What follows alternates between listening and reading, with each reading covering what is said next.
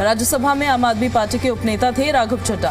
पद से हटाए जाने के बाद राघव चड्ढा ने एक पोस्ट किया और कहा कि खामोश करवाया गया हूं, हारा नहीं हूं। आम आदमी को मेरे संदेश, ये उनकी तरफ से कहा गया। क्या कहा है उन्होंने, सुनाते हैं आपको।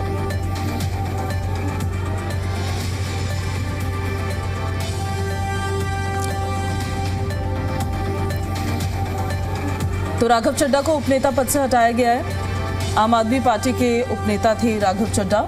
पद से हटाए जाने के बाद राघव चड्ढा ने एक पोस्ट किया है जिसमें कहा है कि खामोश करवाया गया हूं, हारा नहीं हूं, आम आदमी को मेरे संदेश। राघव चड्ढा का कहना यह है कि उनको बोलने से रोका जा रहा है, जबकि वो आम जनता की समस्याओं से जुड़े मुद्दों को उठाते हैं, उन समस्याओं के समाधान की मांग करते हैं।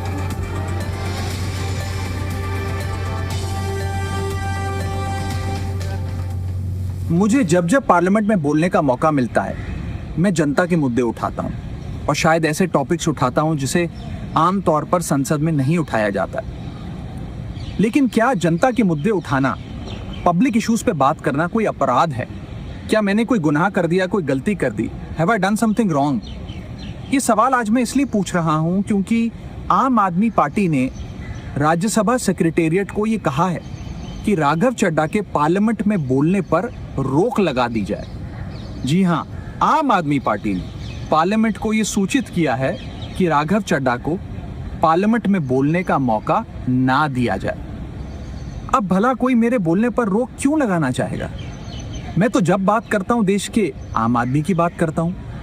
एयरपोर्ट पर मिल रहे महंगे खाने की बात रखी, जोमैटो ब्लिंकिट के डिलीवरी राइडर्स की प्रॉब्लम रखी, खाने में मिलावट का मुद्दा उठाया, टोल प्लाजा लूट से लेकर बैंक चार्जेस लूट की बात करी, यहाँ तक कि मिडिल क्लास पे टैक्स के बोझ से लेकर कंटेंट क्रिएटर्स पर स्ट्राइक क्यों करी जाती है, टेलीकॉम कंपनियां कैसे 12 महीने में 13 बार हमसे रिचार्ज कराती हैं, डेटा रोल ओवर नहीं देती हैं, रिचार्ज खत्म होने के बाद इनकमिंग रोक देती है। तमाम इश्यूज मैंने सदन में उठाए और ये मुद्दे उठाने के बाद देश के आम आदमी का तो फायदा हुआ, लेकिन इससे आम आदमी पार्टी का क्या नुकसान हुआ? भला कोई मुझे बोलने से क्यों रोकना चाहेगा? कोई मेरी आवाज को क्यों बंद करना चाहेगा? खैर, आप लोग मुझे अनलिमिटेड प्यार देते हैं। मैं जब जब आपके मुद्दे उठाता हूं, आप मुझे सपोर्ट करते हैं, मुझे शाबाशी देते हैं, मेरा हौसला बढ़ाते हैं। मैं आपको कहना चाहता हूं थैंक यू। ऐसे ही मेरा हाथ और मेरा साथ थामे रखिएगा, छोड़िएगा मत। मैं आपसे हूं और मैं आपके लिए हूं। और जिन लोगों ने आज पार्लियामेंट में मेरे बोलने का अधिकार मुझसे छीन लिया, मुझे खामोश कर दिया, मैं उन्हें भी कुछ कहना चाहता हूं। मेरी खामोशी को मेरी हार मत समझ लेना। मेरी खामोशी को मेरी हार मत समझ लेना। मैं वो दरिया हूं जो वक्त आने पर सैलाब बनता है। जय हिंद। तो वहीं अनुराग ढांडा का राघव चड्ढा पर हमला, प्रधानमंत्री मोदी से डरने का आरोप लगाया है, गुजरात गिरफ्तारी का जिक्र किया है। अनुराग ढांडा ने चुप रहने पर सवाल उठाए। सीईसी मुद्दे पर राघव चड्ढा को घेरा है, प्रस्ताव पर साइन ना करने का आरोप लगाया है। आम आदमी पार्टी के राष्ट्रीय मीडिया प्रभारी अनुराग ढांडा ने राघव चड्ढा के एक वीडियो पर सोशल मीडिया प्लेटफॉर्म एक्स पर तीखा हमला बोला। उन्होंने कहा कि पार्टी के नेता निडर होकर देश के मुद्दों पर लड़ने के लिए जाने जाते हैं, लेकिन राघव चड्ढा अब अहम मुद्दों पर बोलने से बच रहे हैं। ढांडा ने आरोप लगाया कि संसद में सीमित समय का उपयोग गंभीर मुद्दों की बजाय हल्के विषयों को लेकर किया जा रहा है। साथ ही उन्होंने बीजेपी और नरेंद्र मोदी के खिलाफ मुखर न होने पर भी सवाल उठाए हैं। ये उन्होंने सोशल मीडिया प्लेटफॉर्म एक्स पर पोस्ट किया है और पोस्ट करते हुए राघव चड्ढा पर निशाना साधा है। कहा है कि जो अहम मुद्दे हैं उन पर बात नहीं कर रहे हैं और हल्के फुल्के मुद्दों पर समय बर्बाद कर रहे हैं।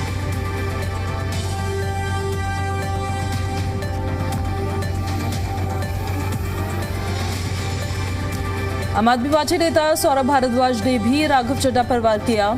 सोशल मीडिया प्लेटफॉर्म एक्स पर पोस्ट कर निशाना साधा, लिखा, जो डर गया समझो मर गया।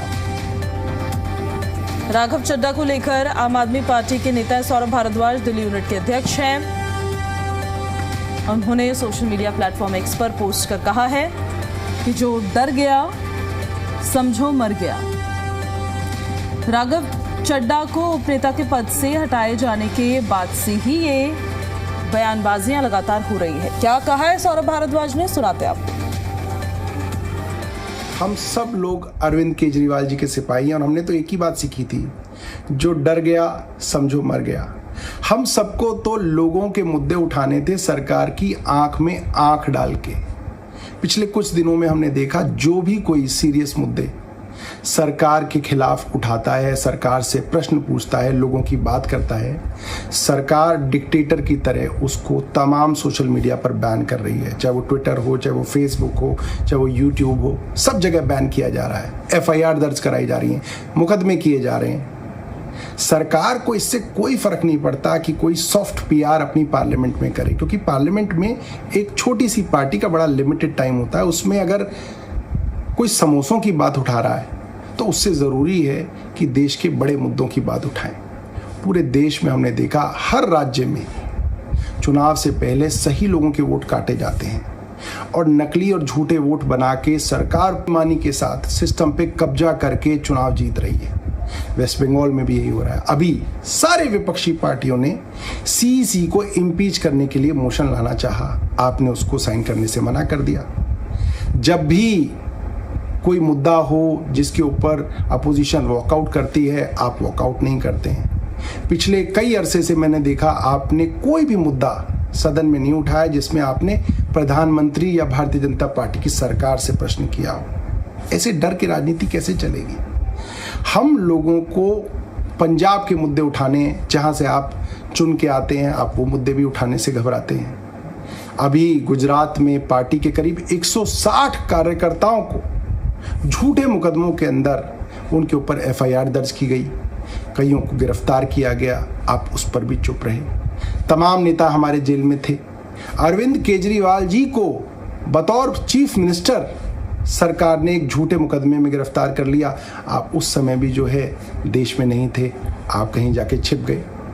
मेरा मानना ये है कि देश के लिए असली मुद्दे हमें निडरता से और साहस से उठाने पड़ेंगे और भारतीय जनता पार्टी की आंख में आंख डाल के आपको मुद्दे उठाने पड़ेंगे। वरना देखिए, आपके जो सॉफ्ट मुद्दे हैं उनसे उनको कोई फर्क नहीं पड़ता, बल्कि भारतीय जनता पार्टी तो कल से आपको सोशल मीडिया पे सपोर्ट कर रही है। आप इसके बारे में सोचिएगा और देखिएगा कि आप कहां से चले थे और कहां आ गए और देश को किन चीज़ों की ज़रूरत है और आप कैसे बेहतर कर सकते हैं।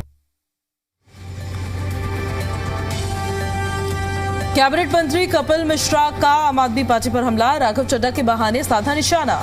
माल के बंटवारे में आपस में लड़ रहे हैं, ये कपिल मिश्रा ने कहा है। ट्वीट किया है उन्होंने दरअसल, और उन्होंने कहा कि आम आदमी के नाम पर लूटा और फिर माल के बंटवारे में आपस में लड़ पड़े। कैबिनेट मंत्री है दिल्ली सरकार में कपिल मिश्रा, लिखा है आम आदमी के नाम पर लूटा और फिर माल के बंटवारे में आपस में ही लड़ पड़े। कहानी बस इतनी सी है कि जिसके मुंह में जुबान और पीठ में रीढ़ है, उनका केजरीवाल के यहाँ टिकना असंभव है। केजरीवाल के साथ केवल रीढ़ विहीन कमीशनखोर भ्रष्टाचारी कीड़े रह सकते हैं। इन शब्दों का इस्तेमाल किया है कैबिनेट मंत्री कपिल मिश्रा ने। दिल्ली सरकार में कैबिनेट मंत्री हैं। उन्होंने कहा है कि केजरीवाल के साथ केवल रीढ़ विहीन कमीशनखोर भ्रष्टाचारी कीड़े रह सकते हैं। राघव चड्ढा के बहाने आम आदमी पार्टी पर निशाना साधा है और कहा है कि पहले लूटा और अब आपस में ही बंटवारे में लड़ पड़े हैं। कहानी बस इतनी सी है कि जिसके मुंह में जुबान और पीठ में रीढ़ है, उनका केजरीवाल के यहाँ टिकना असंभव है। साथ ही ये भी कहा कि केजरीवाल के साथ केवल जो स्पाइनलेस या फिर कमीशनखोर भ्रष्टाचारी कीड़े हैं, बस वही रह सकते हैं। दिल्ली सरकार के कैबिनेट मिनिस्टर कपिल मिश्रा, उनकी तरफ से ये ट्वीट किया गया है। सोशल मीडिया प्लेटफॉर्म X पर पोस्ट किया है और राघव चड्ढा के बहाने निशाना साधा है, क्योंकि अब बयानबाजियां खूब हो रही है। राघव चड्ढा को उपनेता के पद से हटाए जाने के बाद आम आदमी पार्टी खूब हमलावर है। आम आदमी पार्टी अपना पक्ष रख रही है कि क्यों उपनेता के पद से हटाया गया है, कैसे उन्होंने आम आदमी पार्टी के लिए काम नहीं किया है। सपोर्ट नहीं दिखाया है अलग अलग मौक़ों पर, और उसी के चलते कपिल मिश्रा जो दिल्ली सरकार में कैबिनेट मंत्री हैं, उन्होंने सोशल मीडिया प्लेटफॉर्म एक्स पर पोस्ट किया और आम आदमी पार्टी पर निशाना साधा।